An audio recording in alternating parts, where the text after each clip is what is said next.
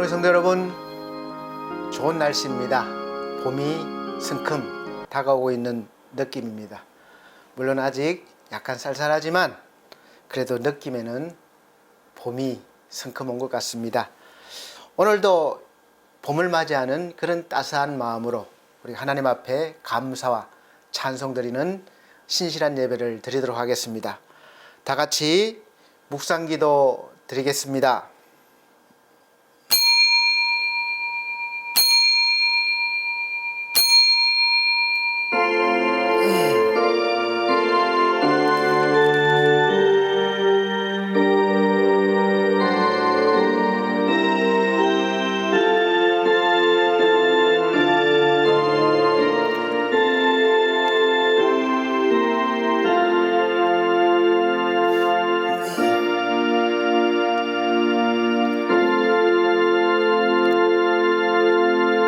그러므로 그리스도 안에 무슨 권면이나 사랑의 무슨 위로나 성령의 무슨 교제나 긍휼이나 자비가 있거든 마음을 같이하여 같은 사랑을 가지고 뜻을 합하여 한 마음을 품어 아무 일에든지 다툼이나 허영으로 하지 말고 오직 겸손한 마음으로 각각 자기보다 남을 낮게 여기고 각각 자기 일을 돌볼 뿐더러 또한 각각 다른 사람들의 일을 돌보아 나의 기쁨을 충만하게 하라. 아멘.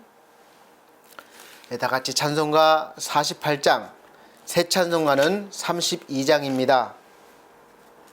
찬송가 48장, 새 찬송가는 32장입니다.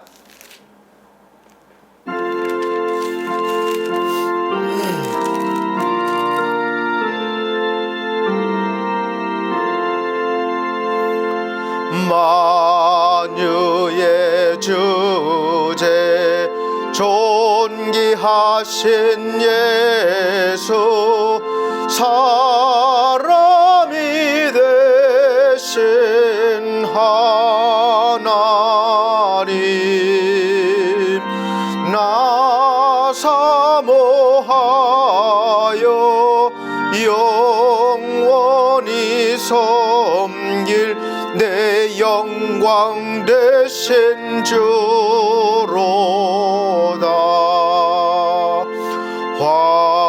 화려한 동산 무성한 저수목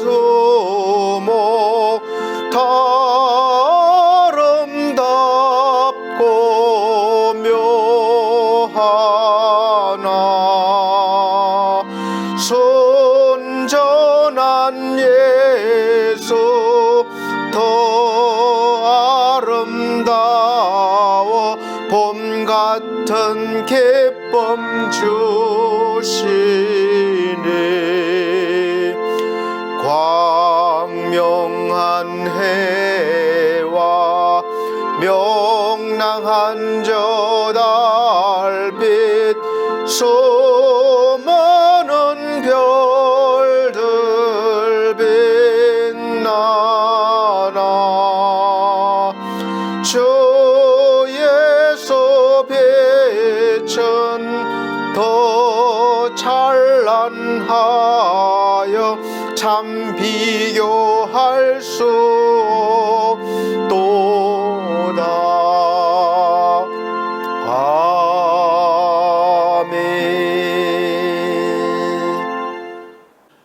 성시교독 교독문 9번입니다.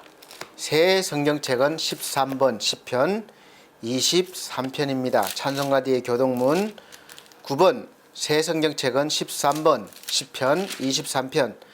제가 한 절, 우리 성도님들께서 한 절 천천히 큰 소리로 봉독해 나가도록 하겠습니다. 여호와는 나의 목자시니 내게 부족함이 없으리로다. 그가 나를 푸른 풀밭에 누이시며 쉴만한 물가로 인도하시는도다. 내 영혼을 소생시키시고 자기 이름을 위하여 의의 길로 인도하시는도다. 내가 사망의 엄침한 골짜기로 다닐지라도 해를 두려워하지 않을 것은 주께서 나와 함께 하심이라. 주의 지팡이와 막대기가 나를 안위하시나이다. 주께서 내 원수의 목전에서 내게 상을 차려주시고 기름을 내 머리에 부으셨으니 내 잔이 넘치나이다. 내 평생의 선하심과 인자하심이 반드시 나를 따르리니 내가 여호와의 집에 영원히 살리로다. 아멘. 다 같이 사도신경으로 신앙고백 드리도록 하겠습니다. 나는 전능하신 아버지 하나님 천지의 창조주를 믿습니다. 나는 그의 유일하신 아들 우리 주 예수 그리스도를 믿습니다. 그는 성령으로 잉태되어 동정녀 마리아에게 나시고 본디오 빌라도에게 고난을 받아 십자가에 못 박혀 죽으시고 장사된 지 사흘 만에 죽은 자 가운데서 다시 살아나셨으며 하늘에 오르시어 전능하신 아버지 하나님 우편에 앉아 계시다가 거기로부터 살아있는 자와 죽은 자를 심판하러 오십니다. 나는 성령을 믿으며 거룩한 공교회와 성도의 교제와 죄를 용서받는 것과 몸의 부활과 영생을 믿습니다. 아멘. 다 같이 찬송가 55장, 새 찬송가는 15장입니다. 다 같이 찬송 드린 후에 기도하는 시간 갖도록 하겠습니다.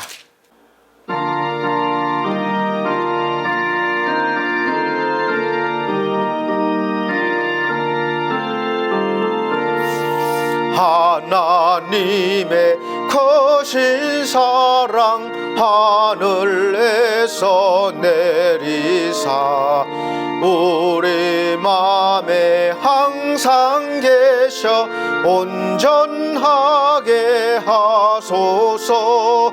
오래 주는 자비하사 사랑 무한하시니 두려워서 떠는 자를 구원하여 주소서. 걱정 근심 많은 자를 성령 감화하시며 복과 은혜 사랑받아 평안하게 하소서. 처음과 끝이 되신 주님 항상 인도하셔서 마귀 유혹 받는 것을 속히 끊게 하소서.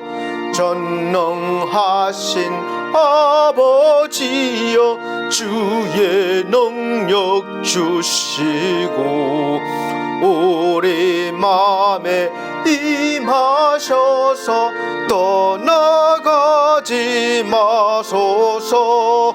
주께 영광 항상 돌려 천사처럼 섬기며 주의 사랑 영영토록 찬송하게 하소서. 우리들이 거듭나서 험이 없게 하시고 주의 크신 구원받아 온전하게 하소서. 영광에서 영광으로 천국까지 이르러 크신 사랑 감격하여 경배하게 하소서. 아멘. 다 같이 기도하는 시간 갖도록 하겠습니다.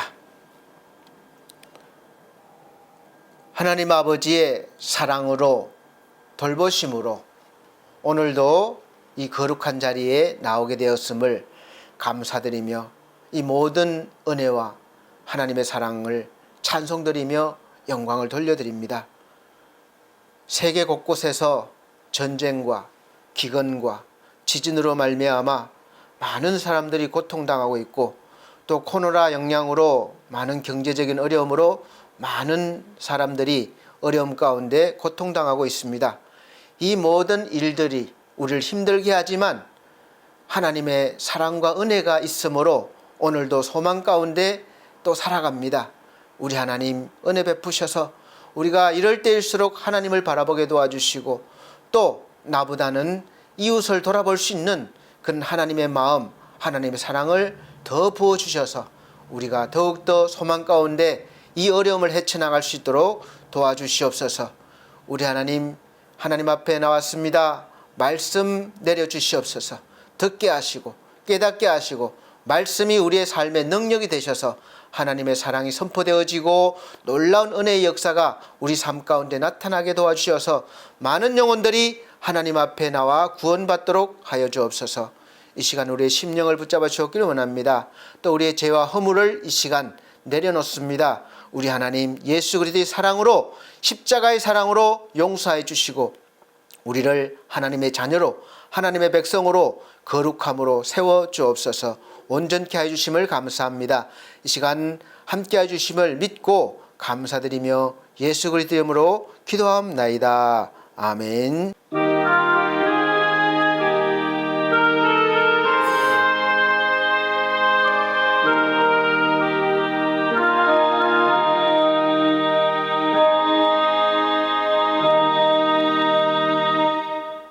네, 감사합니다. 오늘 하나님께서 우리에게 주시는 하늘의 양식은 신약 성경입니다. 요한 1서 뒤쪽에 보면 요한 1, 2, 3서 있습니다. 요한 1서 4장 7절로 13절 말씀입니다. 제가 천천히 봉독해 드리도록 하겠습니다. 요한 1서 4장 7절로 13절 말씀입니다.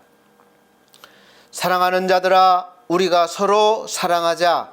사랑은 하나님께 속한 것이니 사랑하는 자마다 하나님께로 나서 하나님을 알고 사랑하지 아니하는 자는 하나님을 알지 못하나니 이는 하나님은 사랑이심이라. 하나님의 사랑이 우리에게 이렇게 나타난 바 되었으니 하나님이 자기의 독생자를 세상에 보내심은 저로 말미암아 우리를 살리려 하심이니라. 사랑은 여기 있으니 우리가 하나님을 사랑한 것이 아니요 오직 하나님이 우리를 사랑하사 우리 죄를 위하여 화목제로 그 아들을 보내셨음이니라. 사랑하는 자들아, 하나님이 이같이 우리를 사랑하셨은즉 우리도 서로 사랑하는 것이 마땅하도다. 어느 때나 하나님을 본 사람이 없으되 만일 우리가 서로 사랑하면 하나님이 우리 안에 거하시고 그의 사랑이 우리 안에 온전히 이루느니라. 그의 성령을 우리에게 주심으로 우리가 그 안에 거하고 그가 우리 안에 거하시는 줄을 아느니라. 아멘. 예, 우리 사랑하는 성도 여러분, 한 주간 잘 지내셨습니까? 제가 저번 주에 사실 코로나 확진으로 목소리 상태가 많이 좋지 않았는데 아직까지 그 여파가 있는 것 같습니다. 건강관리 잘 하셨습니까? 오늘 설교 말씀 선포의 제목은 그 사랑 여기 있으니 라는 제목으로 말씀을 선포하겠습니다. 지금 현대를 살아가고 있는 우리는 참 어려운 시절을 살아가고 있는 것 같습니다. 이 현실은 유례없는 코로나 바이러스로 인한 생명의 위협과 또 경제적인 어려움, 그리고 곳곳에 전쟁과 내전, 그리고 큰 지진까지, 그리고 또 지금까지 경험하지 못한 이상기후로 세계 곳곳에서, 아니 전 인류가 고통당하고 힘들어하고 그렇게 하면서 살아가고 있습니다. 그리고 지금까지 우리가 살아오면서 경험해 본 적이 없는, 또 이렇게 빠르게 변하고 있는 세상에 살고 있습니다. 역사적으로 봤을 때 이렇게 빠르게 변화하는 시절은 없었던 것 같습니다. 물론 느끼기 나름이겠지만 속도를 보면 그런 것 같습니다. 왜 세상이 이렇게 힘들고 빨리 변하고 빨리 가는지 여러분 정답을 말하실 수 있겠습니까? 어느 가수의 노래처럼 소크라테스 형은 알고 있을까요? 우리 인생이 왜 이렇게 힘든지. 지금까지 우리 인생이나 또 크게는 인류 역사를 보면 지나간 시간을 과거, 또 현재, 지금 살아가는 이 순간을 현재, 다가올 미래를 미래의 시간을 오늘 미래라고 합니다. 그래서 늘 그 중간에 우리가 과거와 미래의 중간에 우리가 살고 있죠. 그래서 우리는 늘 시간, 이 세월 앞에 우리가 살고 있고 갇혀서 살고 있는 것입니다. 벗어날 수가 없어요. 그래서 우리는 늘 시간과 세월 앞에 민감하고 모든 삶이 그 시간에 맞추어서 아니 또 시간 안에 갇혀서 살고 있다고 해도 과언이 아닐 것입니다. 사실은 시간이라는 것은 우리 삶에 늘 아주 막대하고 아주 모든 부분에 지대한 영향을 주고 있지만 시간을 설명하라고 그러면 정확하게 설명할 사람이 없을 정도입니다.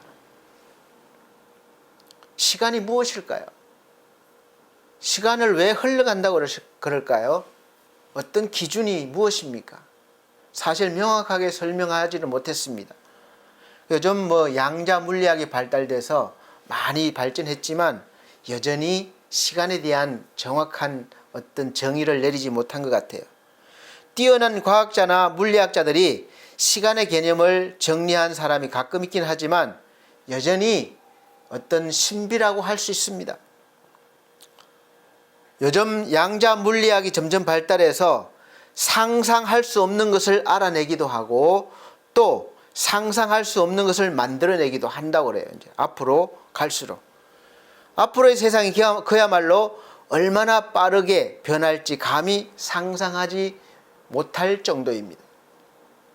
그러다 보니까 이 세대 차이가 너무 빨리 변하고 생각하는 것과 살아가는 방식도 더 세분화되고 있는 것 같아요. 그리고 이 세대 차이가 빠르게 나타날수록 우리에게 모든 사람에게 가장 필요한 이 사랑에 대한 갈급함도 더 커지는 것 같습니다. 그래서 이제 앞으로 우리가 갈수록 발전하면 할수록 사람에 대한 어떤 그리움, 그러니까 사랑에 대한 갈급함이 더 커질 거라고 저는 바라보고 있습니다. 제가 60년대에 태어났는데 이 제가 태어난 60년대와 70년대 그리고 그 이전에 50년, 40년대 그 세대 차이는 좀 있긴 하지만 아주 크게 차이가 없습니다. 공감대가 많아요. 빠르게 변하지 않았다는 거죠. 그래서 이야기하다 보면 공감대가 많이 이루어집니다. 같은 경험을 한 것도 많고 또 이야기가 통하는 것이죠. 그런데 70년대 이후부터는 80년대 들어가서부터는 정말 빠르게 사회가 발전하고 변하면서 생각과 문화와 관점이 다르게 변하면서 세대 차이가 점점 세분화되고 더 커지는 것 같습니다. 세대 차이는 서로 다른 세대들 사이에 있는 감정이나 가치관이나 그런 차이를 말합니다. 그래서 세대 차이는 신세대와 구세대의 차이점을 기술하는 데 사용되는 일상 언어의 말이에요. 우리가 세대를 나눌 때 베이비 시대 세대에 1950년대부터 한 1960년대 초까지, 그 다음에 X세대, 밀레니엄 세대, Z세대, MZ세대. 그러니까 요즘에 이렇게 너무 세분화된 그런 단어들이 많다는 것은 세대 차이가 그만큼 세분화되었다는 거죠. MZ세대. 여러분, 우리하고 지금 제 나이하고 이렇게 공감대가 이루어지는 것이 얼마나 있을까요? 1960년 후반부터 서서히 세대 차이의 그 간격이 짧아지면서 세대를 명칭한 이름도 많이 생겨났습니다. 그만큼 서로 생각하고 살아가는 방식이 다양하게 변하고 있다는 것이죠. 그래서 우리 인생에서 일어나는 일들에 대해서도 세대마다 다양한 관점으로 보고 다양한 생각들이 존재하면서 그만큼 갈등도 많아지고 있는 것도 사실입니다. 그래서 50대를 중심으로 문화, 삶의 방식이 상당한 차이를 보이는 것 같습니다.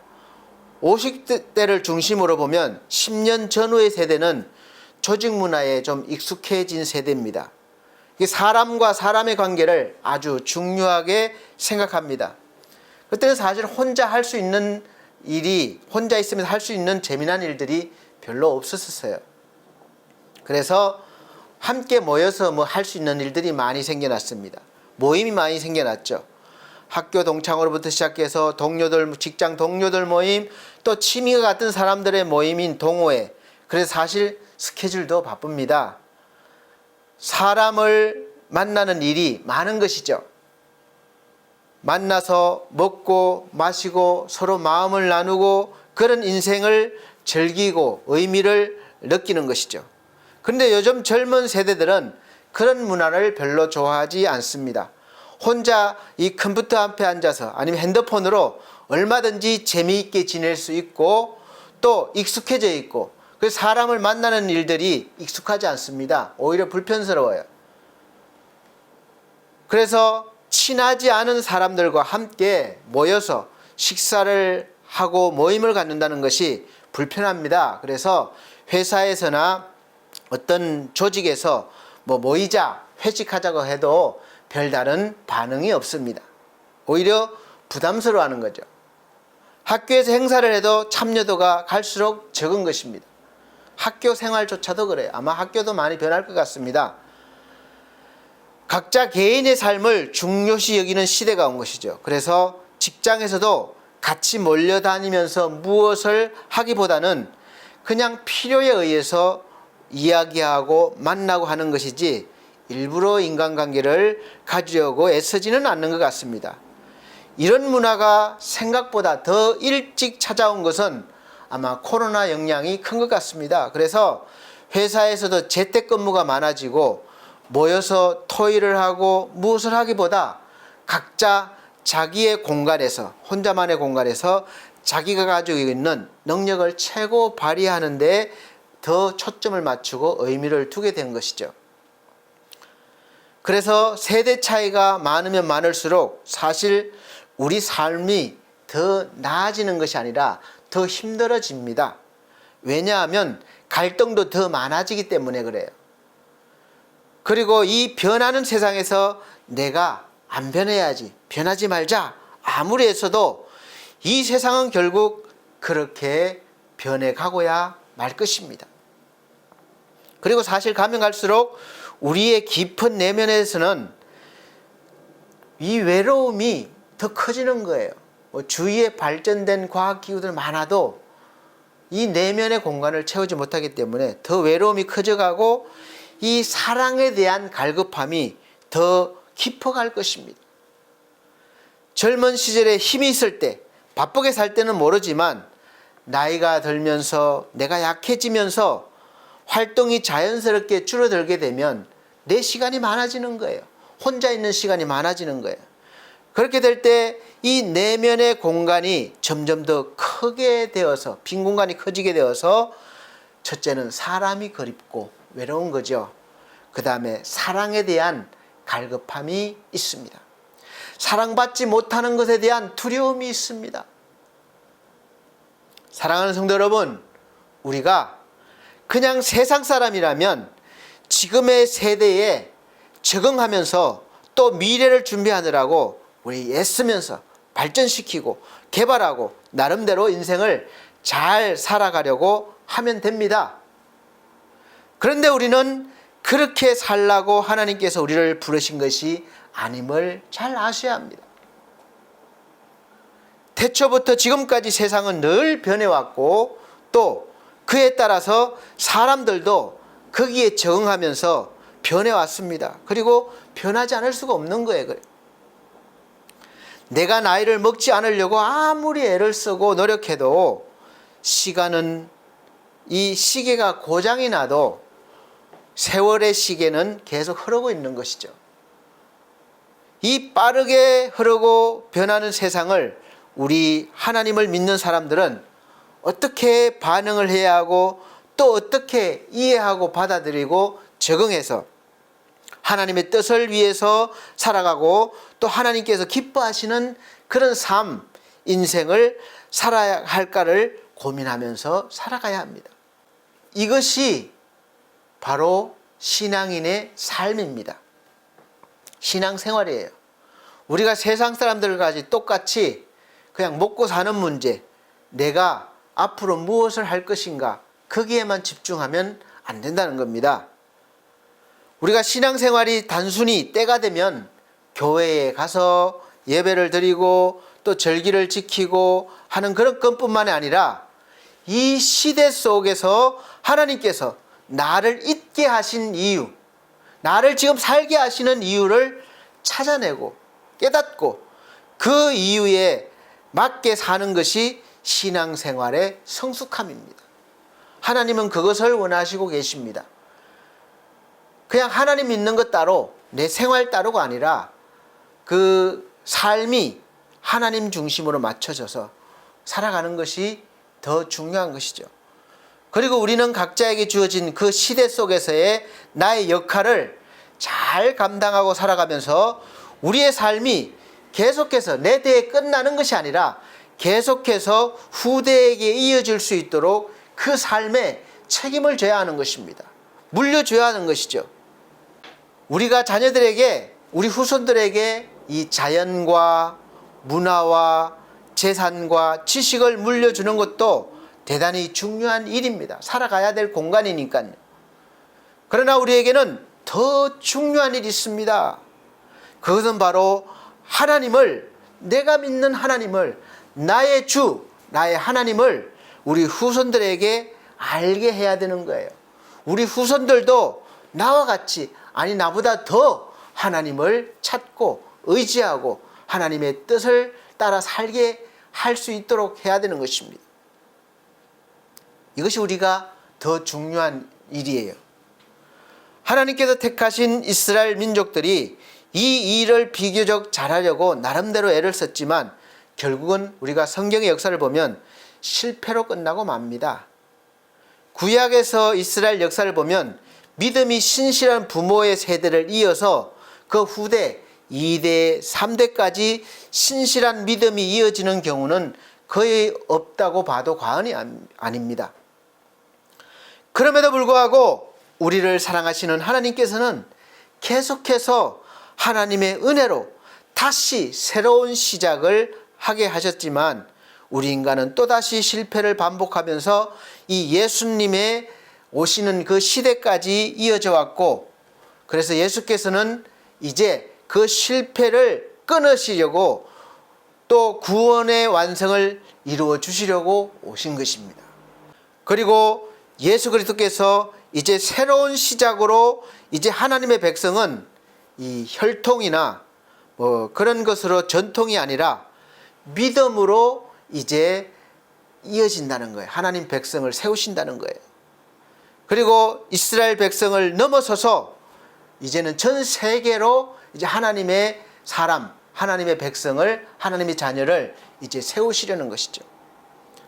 그래서 비록 작은 나라 이스라엘에서 예수께서 탄생하셨지만 제자들을 통해서 전 세계로 뭐 유럽, 미국, 아시아, 아프리카, 뭐 남미 다 이렇게 세계로 이제 복음이 퍼지게 된 것이죠.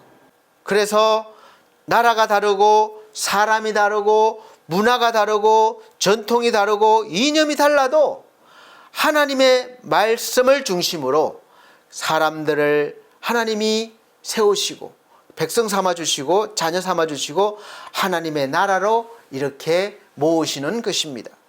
새롭게 하시는 거예요. 새로운 나라를 세우시는 겁니다.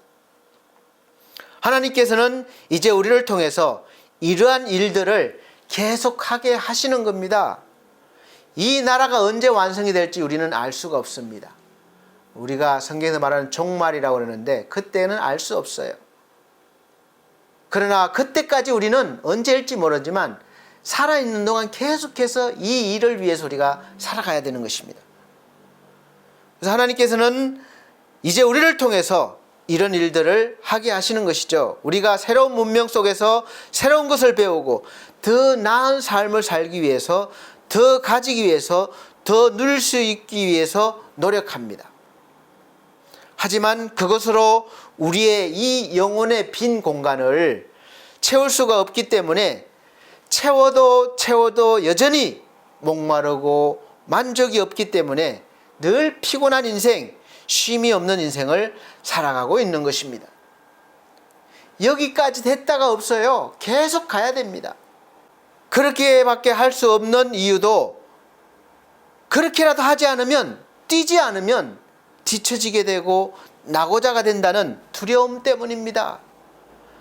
그런데 그렇게 되지 않으려고 몸부림쳐도 우리는 결국 약해지게 되어 있고 혼자가 되는 시간이 많아지는 인생의 종착역이 오게 되어 있습니다.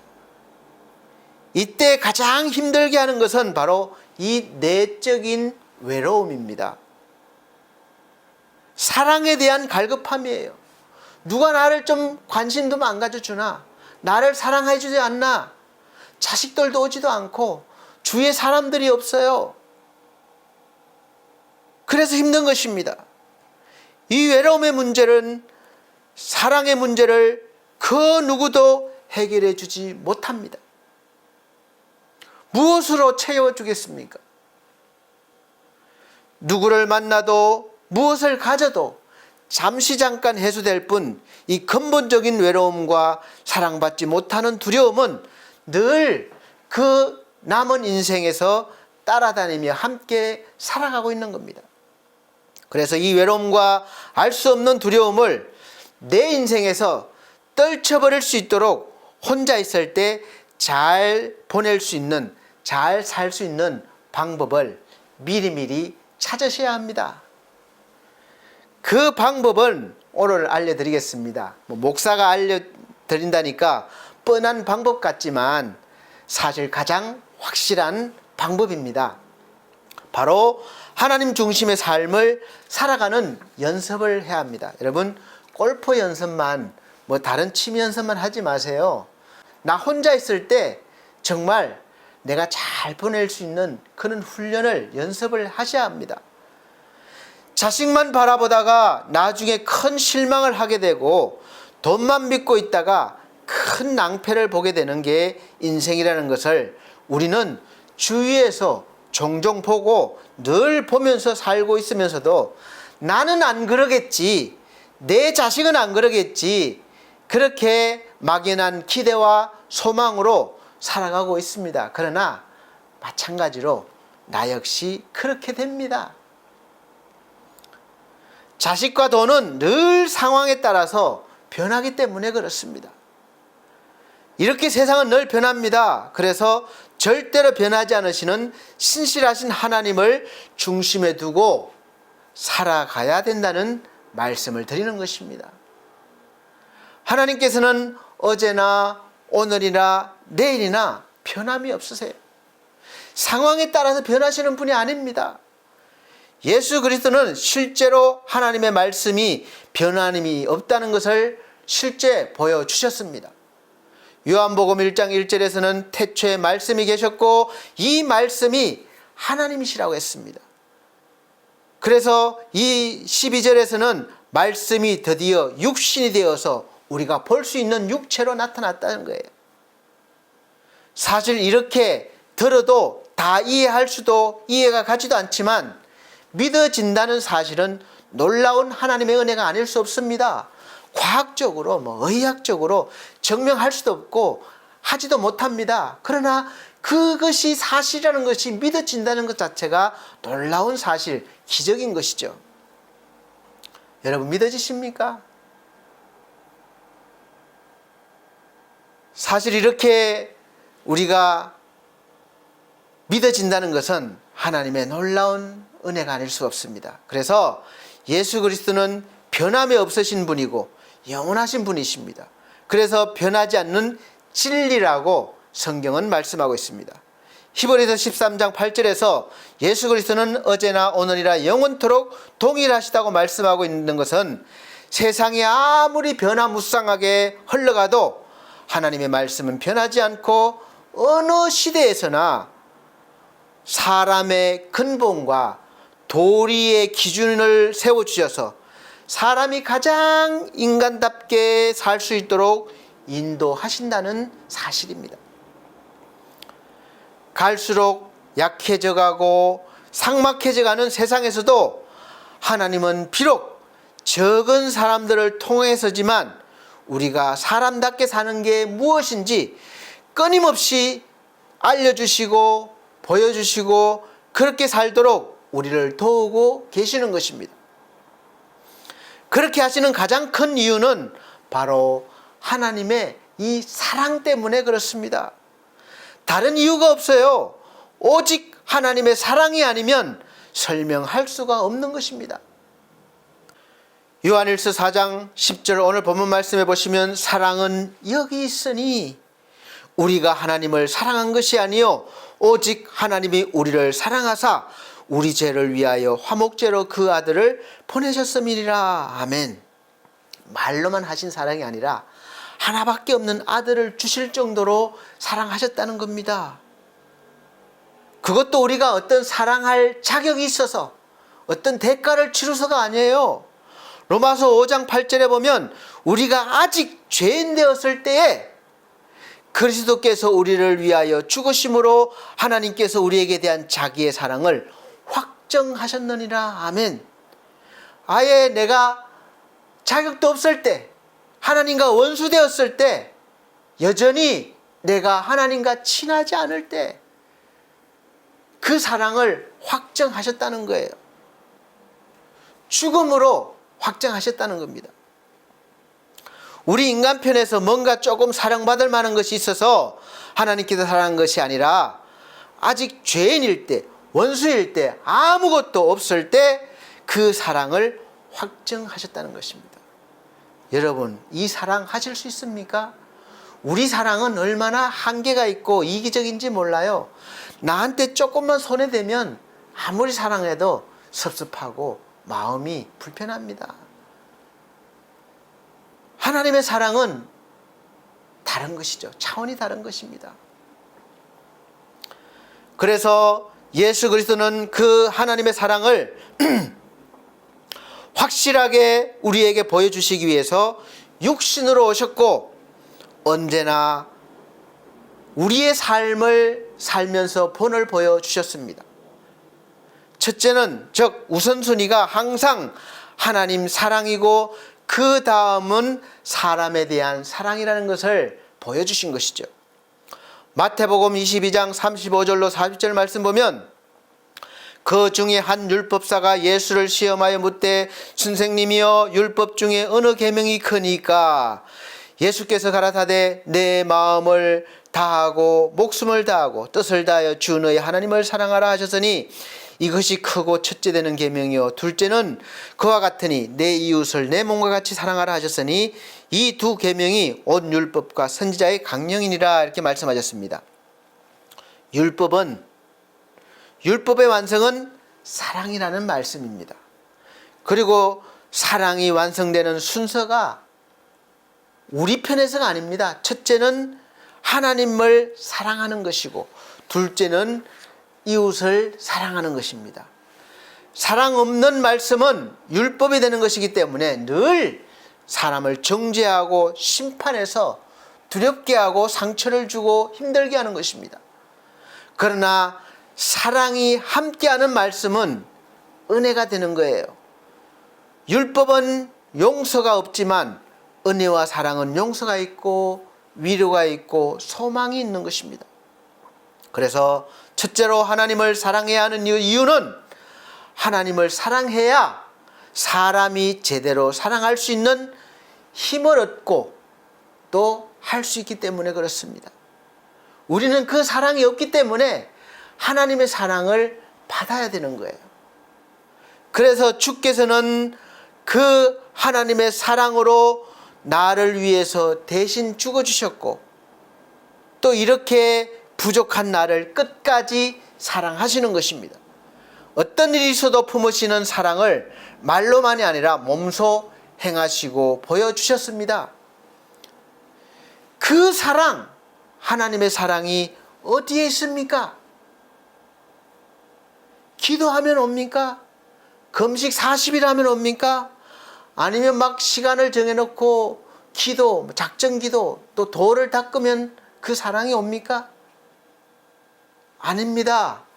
우리가 예수 그리스도를 구세주로 믿는 순간 하나님께서 성령을 부어주시기 때문에 하나님의 사랑이 우리에게 임하는 것입니다.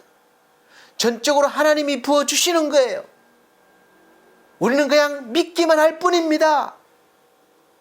그 다음부터 이제 우리가 사용하기 위해서 기도할 수 있고 금식도 할 수 있고 선을 행할 수도 있습니다. 로마서 5장 5절 말씀에 소망이 부끄럽게 아니함은 우리에게 주신 성령으로 말미암아 하나님의 사랑이 우리 마음에 부음바 됨이니. 아멘. 하나님께서 성령으로 저와 여러분의 마음에 이 조금이 아니라 부음바 되오니 부어주셨다고 그랬습니다. 이 말씀을 믿으시길 바랍니다. 그러면 여러분 속에 하나님의 사랑이 부음바 된 거예요. 하나님께서 성령으로 저와 여러분의 마음에 부어주셨다고 분명히 말씀하셨기 때문에 그렇습니다. 그러면 하나님의 사랑이 이제 어디 있습니까? 바로 여기 있으니. 여기가 어디예요? 여기. 저와 여러분 속에 있으니. 믿어지십니까? 나에게 그의 사랑이 있습니까? 아멘. 분명히 있습니다. 여러분에게, 예수 믿는 모든 분들에게 그 사랑이 있습니다. 분명히 주셨습니다. 믿고 사용하시기 바랍니다. 그럼 하나님의 사랑이 어떻게 우리를 통해서 나타납니까? 그 사랑은 바로 관심입니다. 첫째는 관심이에요. 어떤 관심이냐 하면 바로 이웃에 대한 관심입니다. 강도 만난 사람을 돌보는 일입니다. 여러분은 이웃에 대한 관심이 있습니까? 지금 많은 곳에서 고통스럽게 살아가는 사람들이 있습니다. 관심이 있으십니까?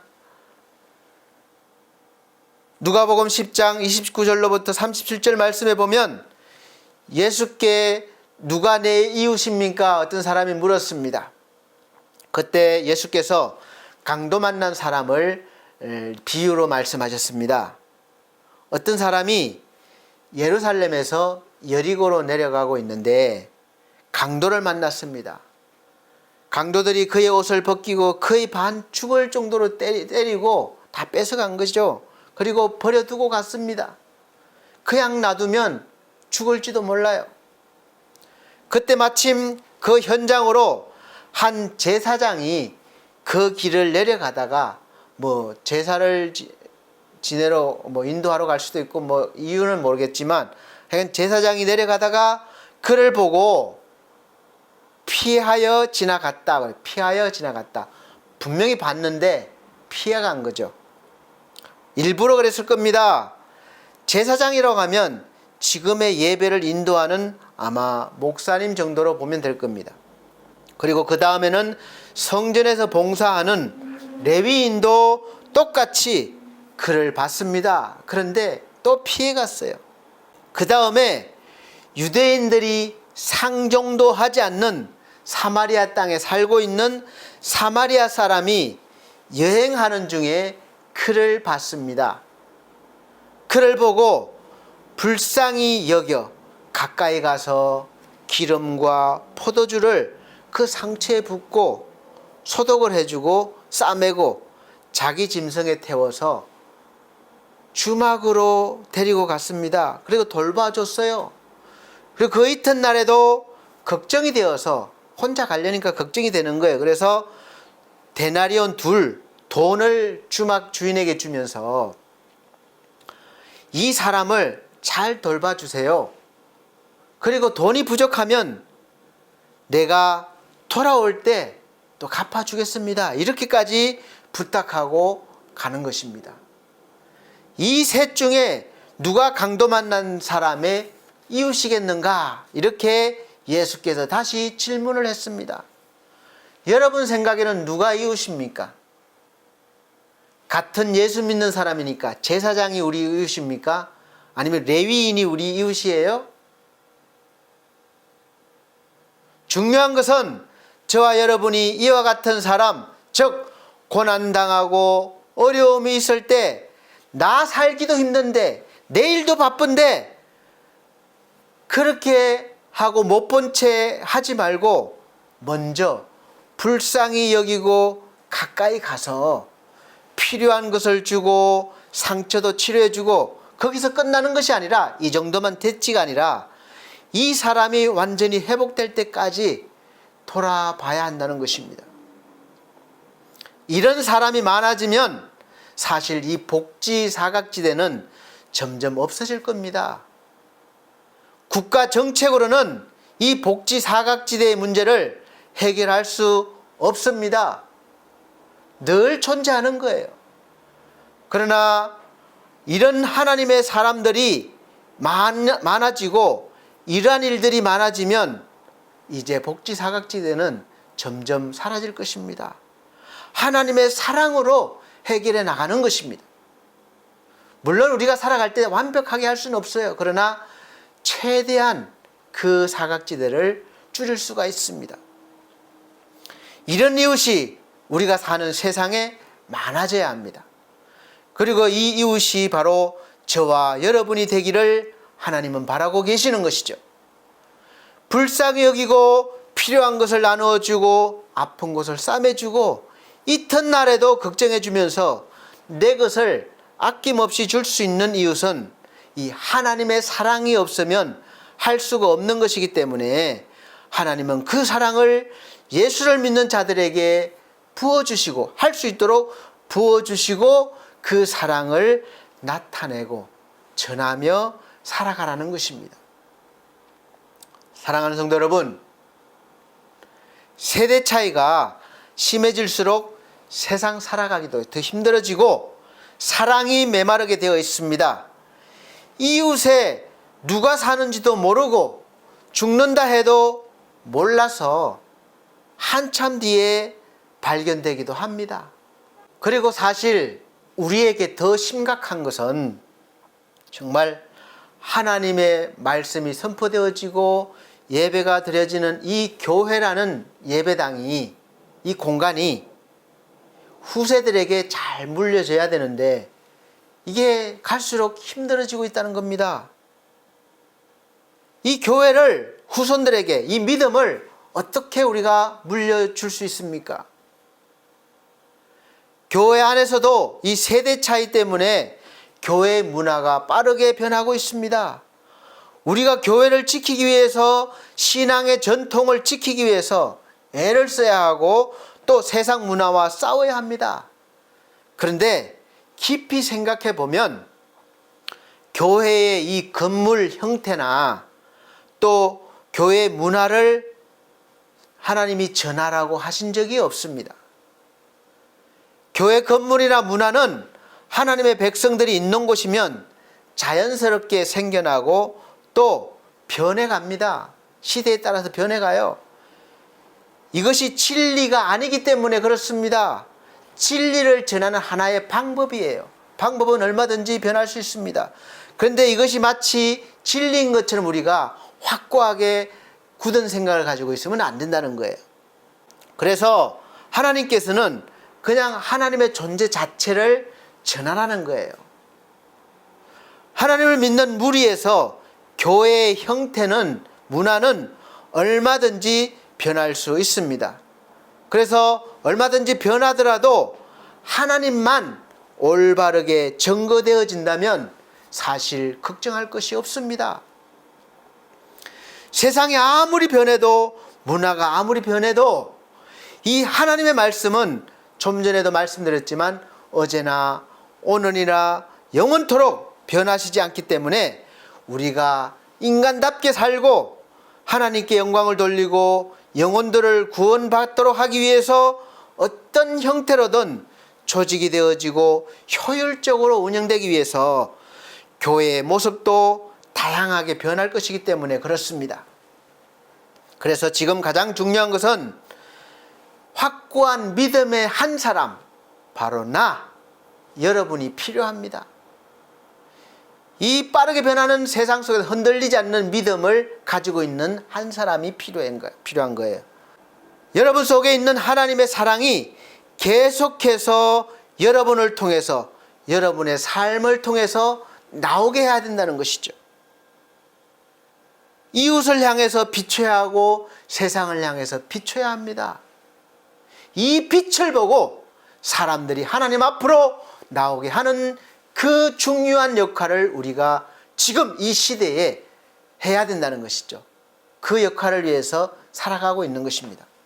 지난 수요일부터 사순절이 시작되었습니다. 사순절 기간에 믿음의 훈련을 하는 것도 중요하지만 이제는 더 성숙한 하나님의 백성으로서 그 주의 사랑, 하나님의 사랑이 나를 통해서, 여러분을 통해서 좀 더 이제 우리 이웃들에게 풍성하게 나타날 수 있게 하는 그런 삶을 살아보십시오. 그런 훈련을 해보십시오. 신앙훈련. 그냥 나만 경건하게 되고 나만 믿음이 깊어지는 그런 훈련이 아니라 나를 통해서 한 사람이라도 은혜가 이루어지고 하나님 은혜를 맛보고 사랑을 맛보고 그렇게 할 수 있도록 한번 이제 한 단계 더 도약하는 그런 사순절 기간을 보내보시길 바랍니다. 이것이 바로 하나님의 사랑이에요. 그 사랑 어디에 있습니까? 바로 여기 저와 여러분에게 부어주셨다고 했습니다. 그래서 여기 있음을 믿으시고 이제 실천해 보시길 바랍니다. 사랑하는 성도 여러분, 사랑이 많이 필요한 시대입니다. 사랑받고 싶으시죠? 저도 사랑받고 싶습니다. 그런데 그 사랑 어디에서 채울 수 있습니까? 그 사랑이 어디 있습니까? 그 사랑 바로 여기에 있습니다. 하나님의 사랑. 기도드리겠습니다. 하나님 감사합니다. 하나님께서 사랑을 보여주시기 위해서, 누리게 하기 위해서 우리에게 부어주셨고 나타내는 삶을 살게 하십니다. 이제 그 사랑 가지고 하루하루 살아가며 자신은 물론 많은 이웃들에게 하나님의 사랑을 증거하는 삶을 살게 하여 주옵소서. 예수 그리스도 이름으로 감사하며 기도하옵나이다. 아멘. 네, 감사합니다. 이 시간은 하나님 앞에 준비하신 예물 드리는 시간입니다. 헌금 찬송 416장, 새 찬송가 294장 다 같이 찬송 드리시면서 준비하신 예물 드리도록 하겠습니다.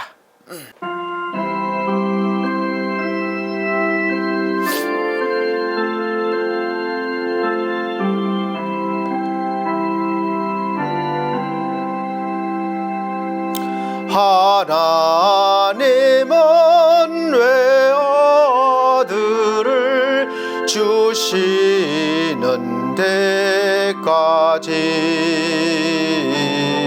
세상 사람 사랑하니 참 사랑이로다.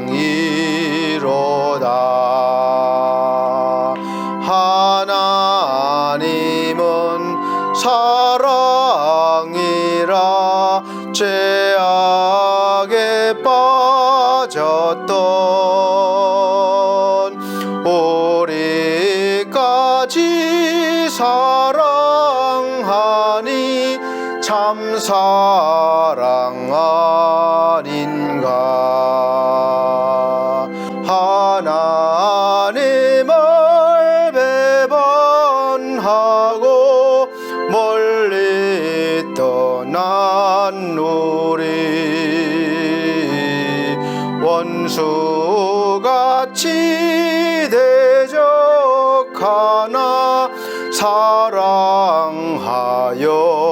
주네.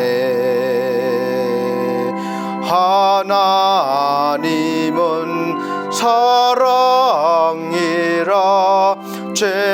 죄악에 빠졌던 우리까지 사랑하니 참 사랑 아닌가. 세상 죄를 사시려 우리 죽을 대신 성자 예수 십자가에 고난 받으셨네. 하나님은 사랑이라 죄악에 빠졌던 우리까지 사랑하니 참 사랑 아닌가. 이 사랑에 감사하여 곧 주께 나오라. 고난 영혼 주께 맡겨 구원을 얻어라. 하나님은 사랑이라 죄악에 빠졌던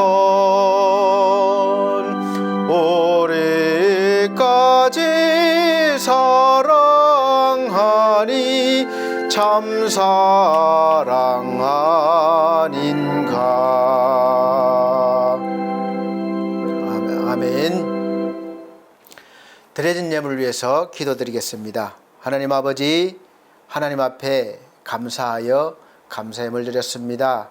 열심히 일해서 수입 올린 것 구별하여 10의 1조를 드립니다. 다 하나님 것임을 고백드리는 믿음으로 드립니다. 또 몸으로 마음으로 헌신한 이들 있습니다. 주여 귀한 예물 받아 주옵소서. 선교 예물과 또 감사 예물을 통해서 많은 생명들이 구원받고 또 하나님의 영광을 나타내게 도와주시옵소서. 또 하나님 아버지 반석교회 모든 성도들 믿음 안에 살아가게 도와주시고 이 시간 귀한 손길들 늘 풍성히 채워주시사 하나님의 영광을 나타내며 또 풍성한 믿음의 삶을 살아가게 하여 주옵소서. 예수 그리스도 이름으로 축복하고 기도함나이다. 아멘. 네, 교회 앞에 교회 소식 전합니다. 23년도 올해 교회 표어는 하나님의 소원을 이루는 사람, 빌립보서 2장 5절에서 11절 말씀입니다. 예수의 마음을 품어라 이 말씀입니다. 두 번째, 매주 주일 오전 11시 예배를 영상으로 드리고 있습니다. 대면 예배 가능하지만 다음 주까지는 제가 코로나 때문에 조심하고 있습니다. 계신 곳에서 열심히 잘 드려주시길 바랍니다. 세 번째는 성도들의 가정과 직장과 사업을 위해서 기도해 주시고 연약한 성도들 몸과 마음과 믿음이 회복될 수 있도록 기도해 주시길 바랍니다. 네 번째는 코로나 바이러스 예방을 위해서 청결, 소독, 마스크 착용, 거리 두기 사실 계속 해줘야 합니다. 요즘 제가 경험해 보니까 코로나도 그냥 감기 증상처럼 그렇게 해서 느끼질 못해요. 그래서 감기인 줄 알고 그냥 넘어가면 많은 사람들도 감염될 수 있으니까 빨리 검사해 보시고 또 확정되면 스스로 조심해 주시기 바랍니다. 다섯 번째는 사순절이 시작되었습니다. 전주 지나간 수요일부터 이제 시작됐는데 수요일부터 시작해서 이제 부활절 전까지 이렇게 전일까지 시작됩니다. 그래서 그 기간에는 우리가 예수님의 광야에서 40일간 또 금식하시면서 시험 받으신 것, 또 여러 가지 의미가 있지만 어쨌든 40일 기간 동안 우리가 신앙의 잘 깊은 묵상과 훈련을 통해서 또 우리의 삶이 더 경건해지고 더 성숙되는 그런 기간으로 삼아야 할 것입니다. 그래서 한번 그렇게 살아보시기 바랍니다. 다 같이 결단의 찬송 61장, 새 찬송가는 54장입니다. 다 같이 찬송 드리고 축도로 예배를 마치도록 하겠습니다.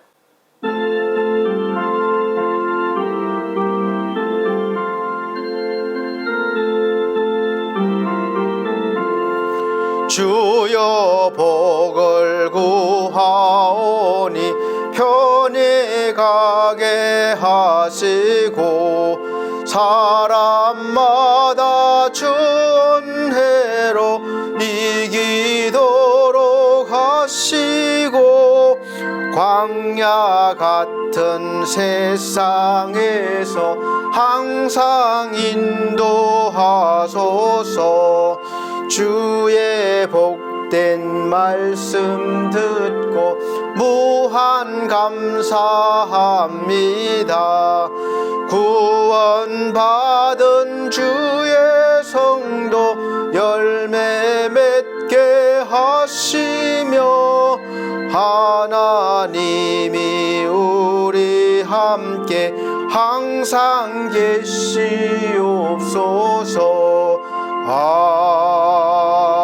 아멘. 하나님 아버지, 오늘 예배를 통해서 말씀을 통해서 하나님의 사랑에 대해서 알았고 또 하나님의 그 사랑이 우리에게 부恩바 되었음도 알았습니다. 또 그렇게 됐음을 믿습니다. 이제 이 하나님의 사랑을 가지고 하루하루 살아내면서 하나님의 빛을 나타내며 영광을 돌리며 하나님의 뜻을 이루어가는 거룩한 주의 성도들 되게 하여 주시옵소서. 또 사순절 시작되었습니다. 이 기간 동안만이라도 우리가 더욱더 믿음으로 굳게 서게 하시고 또 경건한 삶으로 더 성숙된 그리스도인이 되게 하여 주시옵소서. 그래서 우리만이 아니라 세상에 많은 고통당하는 귀한 영혼들, 힘들어하는 영혼들을 위로하고 하나님 품으로 인도하는 우리 모두가 되게 하여 주시옵소서.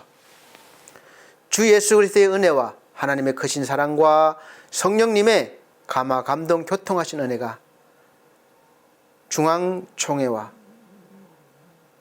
중앙총회 신학과 온석 대학원 대학교 그리고 서울중앙선교회 그리고 반석교회 모든 성도들과 이 시간 아버지 앞에 예배드린 귀한 영혼들에게 함께 계실지어다. 아멘.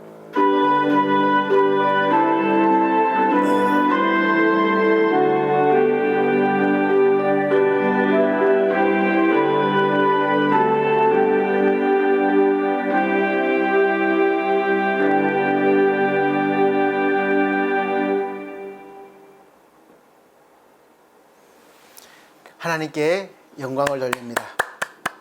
다음 주 건강한 모습 뵙겠습니다.